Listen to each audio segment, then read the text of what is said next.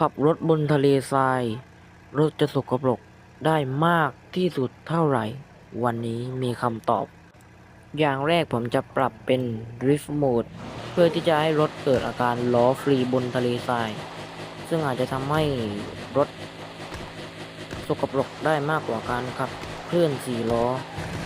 สรุปคือรถสกปรกได้แค่เพียงบางจุดวันนี้หมดเวลาของซิมูเลเตอร์แล้วขอลาท่านผู้ชมกันไปก่อนไว้พบกันใหม่คลิปหน้า See you again